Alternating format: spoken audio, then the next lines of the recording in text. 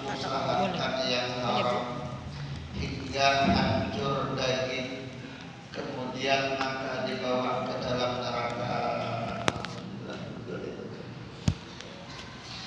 Lagi-lagi dosa bagi pemimpin, bagi laki-laki itu bisa jadi bukan sebab dikerjakan oleh dirinya, melainkan datang dosa besar dari istri, anak, dan orang yang menjadi tanggung jawab di dalam kehidupannya.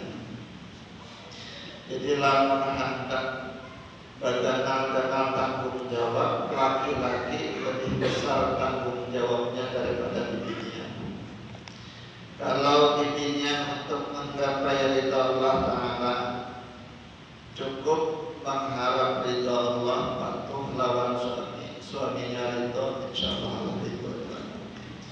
Tapi lamun lelaki terbanyak sedikit, karena dia harus menjaga amanahnya kepada orang tuanya, terus lagi haknya dengan Allah Ta'ala, terus ia akan menghadapi hak tetangga, jiran, teman, dan lain sebagainya. Sedangkan bibinya ada aduan kepada Allah, andai pada hari kiamat dia mendapatkan hukuman ganjaran gara-gara makanannya haram. Makanannya haram ini ikat mengadu dengan Allah Ta'ala, ya Allah, ini kami makan yang haram, kami kada tahu. Karena masalah usaha ini tugas laki. Nah, ikat mengadukan dengan Allah Ta'ala, ya Allah, ini suami kami yang memberi kami makanan yang haram, sedangkan kami kada tahu. Nah, maka yang dihukum itu laki-laki. Jadi bagaimana cara menjaga keluarga kita? Saling-saling sama mengingatkan. Kita tugas bibinya ke rumah, ingatkan juga. Suaminya manakala keluar dari rumah, ingatkan. Beri semangat, Pak, carikan kami anak binimu harta yang halal. Walaupun kadang-kadang sedikit dan apa juga, lebih banyak, lebih baik lagi. Yang penting syaratnya halal. Karena kenapa ini menjadi salah satu penentu untuk kedepannya, baik buruknya rumah tangga, baik anak, sifat anak tadi itu baik keadaannya itu bisa jadi datang dari makanan. Kalau makanannya yang halal, maka pikiran anak, kecerdasan anaknya bisa baik untuk kedepannya. Tapi apabila datang daripada makanan yang haram, rezeki yang haram, itu anak tadi itu bisa berbalik. Yang tadinya di dalam rumah tangga romantis, saking romantis menurut kalian, jadi untuk sikit sudah gelisah. Cuman dan kelawasan ada lagi romantis, hilang keromantisannya, bisa jadi disebabkan makanan yang dimasukkan. Dengan berlalunya tahun demi tahun kita berkeluarga, laki ini memberi makannya halal atau haram. Kalau banyak datang daripada perkara yang haram, maka bisa jadi berubah pola pikir. Yang tadinya pikirnya baik bisa menjadi pikiran yang buruk. Ini salah satu sebab daripada rezeki yang haram.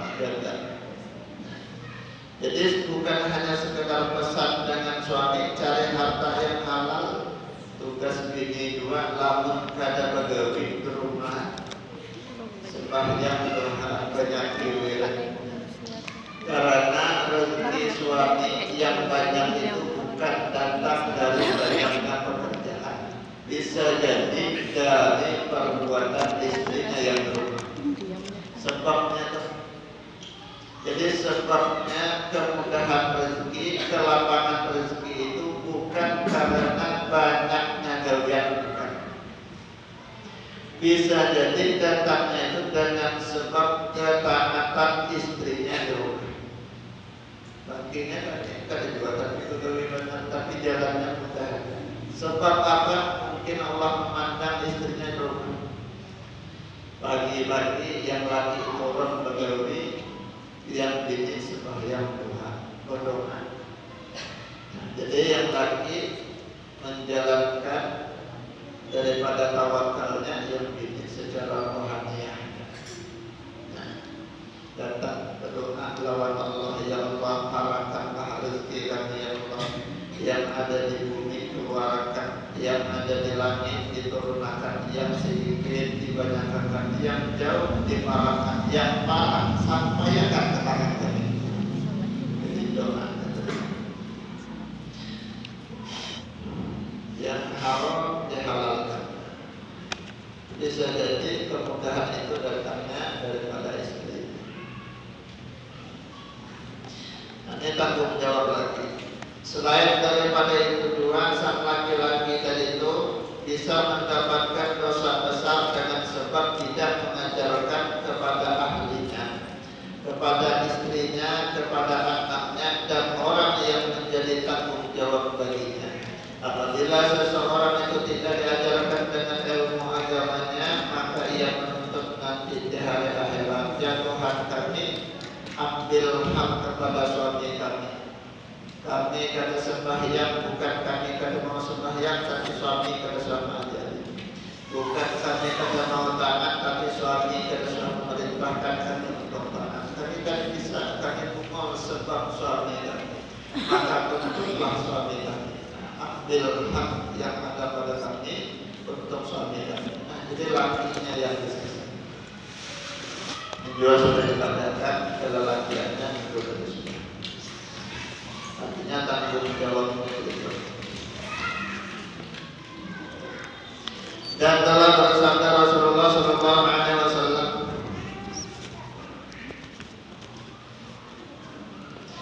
bermula silaturahim itu menambah umur dan meluaskan rezeki. Jadi bab yang ke-10 ini kemarin ada dua pembahasan. Pembahasan yang pertama tentang hak istri terhadap suami, yang kedua tentang silaturahim.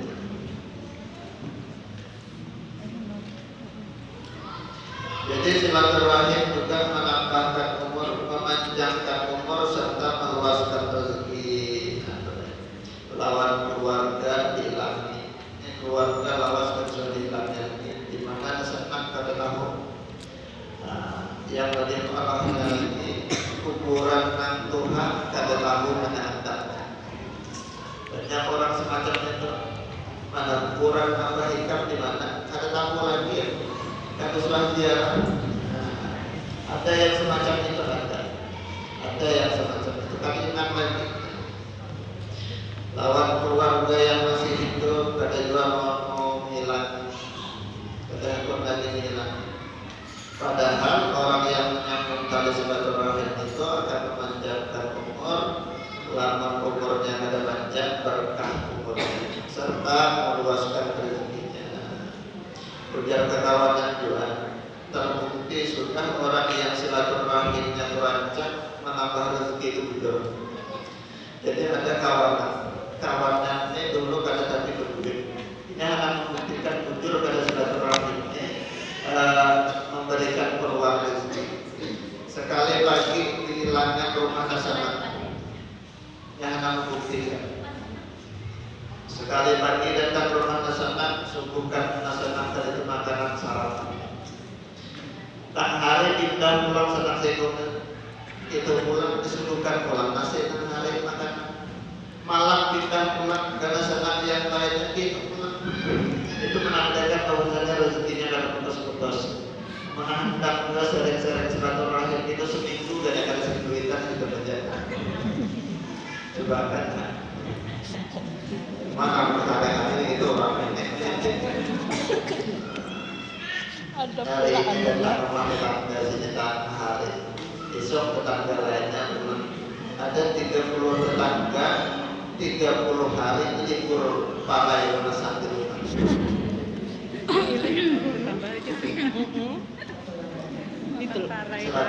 Itulah rezeki. Ada orang pulang tetangga makan hari ada bawa dia.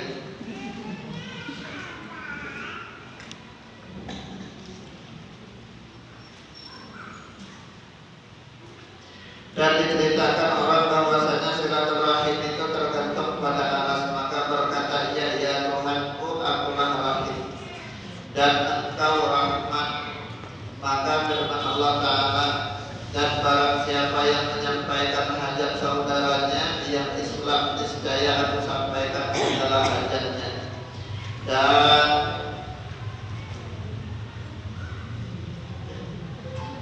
jadi jelas di dalam firman Allah, barang siapa yang menyampaikan hajat saudaranya se-Islam, maka Allah akan menyampaikan hajatnya. Kadang kita ini menyampaikan hajat orangnya pilih-pilih. Kita memilih, lamun ada orangnya yang berhajat lawan kita, orangnya agak terpandang, lantas kita membantu. Karena sesamanya orangnya lama bantu, kita bantu ulang. Kadang-kadang itu pilih-pilih, ada orang yang nyalih benar orangnya. Bila dibantu orang ini, ngalihin aja kita bantu ulang. Nanti boleh. Jadi lamun Allah mengabulkan hajat orang, jangan pilih-pilih. Mengabulkan hajat orang itu jangan pilih-pilih. Siapapun orangnya selagi dia muslim, berhajat penuh dengan kita bantu. Sekalipun kita tahu orangnya kita kedepannya ngalihin kita. Kok kenapa gitu caranya? Karena yang kita pandang bukan orang yang minta tolong saat itu. Yang kita pandang adalah perintah Allah, perintah Rasulullah. Menolong orang bukan perintah Allah. Jadi kita kadang memandang orangnya ini. Orangnya kita bantu, kita tolong, ada hajat lawan kita, kawan kita kabulkan hajatnya. Masalah isuk bukan urusan kita. Jangan kita pandang lagi isuk, walaupun kita tahu orangnya sifatnya tidak baik. Tapi saat ini dia betul-betul berhajat lawan kita, bantu, ya tolong aja. Tolong untuk baik. Karena yang kita pandang adalah ini perintah Allah, ini adalah perintah Rasulullah. Lamun membalas perbuatan orang yang baik itu biasa. Orang ini sering melakukan kebaikan lawan kita, kita balas itu biasa. Orang ini sering memberi kita makanan, sering menyuguhkan kita makanan, kita balas dengan kebaikan, biasa. Biasa.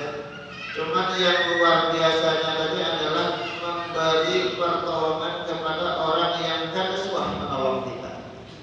Memberi pertolongan kepada orang yang berbuat jahat lawan kita. Ini luar biasa.